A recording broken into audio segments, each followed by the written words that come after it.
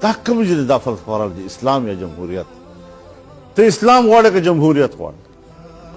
هلکه په اسلام په جمهور کې تقابل ده کله دا خو داسې ده که ته ووایې چې اسلام غواړې که خلافت غواړې دا خو داسې ده که ته اسلام غواړې که امارت غواړې اسلام غواړې که صدارت غواړې په جمهوریت باندې رد دی ځکه زموږ جمهوریت د یو عالم او د لیوني ووټ یو برابر دی زموږ په جمهوریت کې د یو ښه تعلیم یافته او د یو ښه جاهل ووټ یو برابر دی جمهوریت دی او جمهوریت ته خطره ده او خدای دې د جمهوریت سره غرق کا داسې جمهوریت دی پلید پلید به ډېري نو بس پلید به مشري نو هغه په اسمبلو کې راغونډ شوي یاره دا مولیانو کې فرقواریت دی او مولیانو کې فرقواریت دی او د یو بل مخالف دي مولیان که د یو بل مخالفي خو بې عزتي د یو بل نه کوي یو بل ته لار پرېږدي یو خو هغه وي چې هغه چېرته کې د ارامې نطفې نه پیدایي یعنې د یو بل بې عزتي نه کوي یو بل ته لار پرېږدي یو بله خبره وکړي بل یې رد کوي خو په دلایلو یې کوي خو بې عزتي نه کوي نو دی کې فرقواریت دی که تا کې فرقواریت دی چې په اسمبلای کې ودرېږي یو او هغه تقریر شروع کړي نو نور څه کوي او په ډیسکونو به یې راباندې کړي اشور به یې تړلی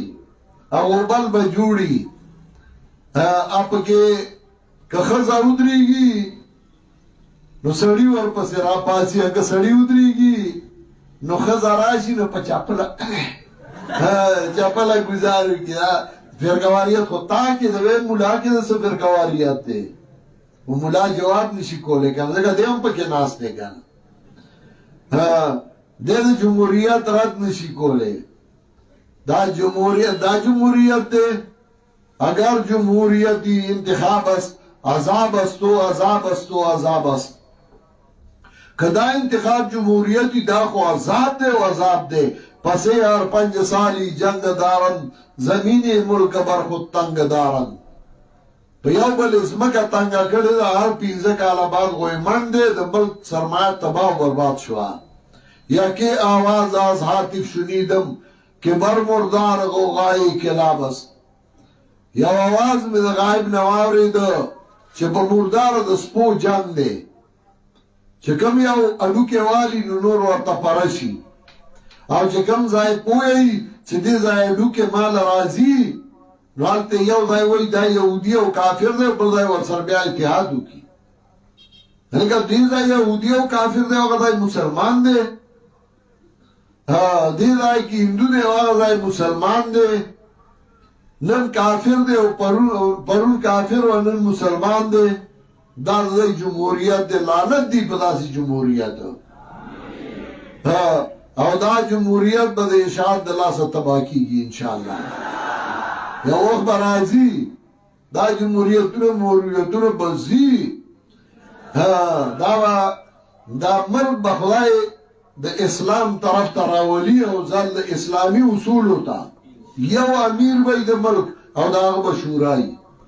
او هغې ته که صدر وی او که امیر وی او که بل وی دا به ځي د هر څه اسمبلای به روکېږي او دې کې به د اشاعت لاسي انشاءالله دا د بنیادي کار دی دا د ویښ بنیاد نه کار روان دی افمن کان علی بینة من ربه کمن زین له سوء عمله مثل الجنة التي وعد المتقون سیاسی سړي څه دوستي مړه بس ٹھیک دی هغه وخت سره دنیا یو ژوند دی لار ده رواني سړی خلک په دکان کې د هندونه هم سودا کوي او ځان له خبرې دي واو چې چا کې عقل دي که نه چې عقل پکې دي د ده مثال خو هغه کمغلي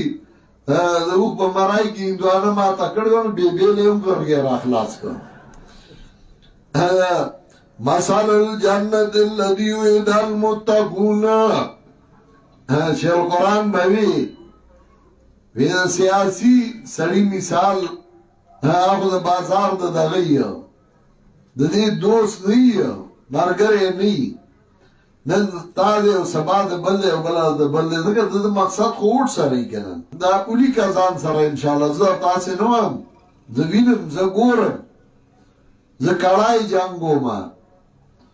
د جمهوریتونو نه خلک تنګ شوی دی ووټ لا څوک نه ځي ووټ څوک نه پول کوي خلک دې پوزې لراغلی دی ملک تباه شو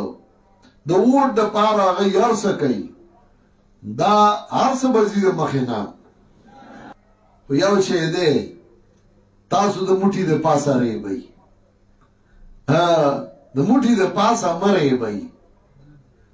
مګه فصل تیار کو نو دوره څوک را پیدا شي په شنه کې وریبي نو چې موږ چغې وایو چې په ارام ته کښېنئ پرېږدئ دی چې څه نه نه دا زمونږ کار دی دا خو موږ دې له مینه راځئ وی ورسره شو نو هغه هر سره روان کي موږ بیا د سره شو هر سره روان کي نو موږ ورته لکه هغه طالب په شان دی بیا د سره شو زه بیا د سره نو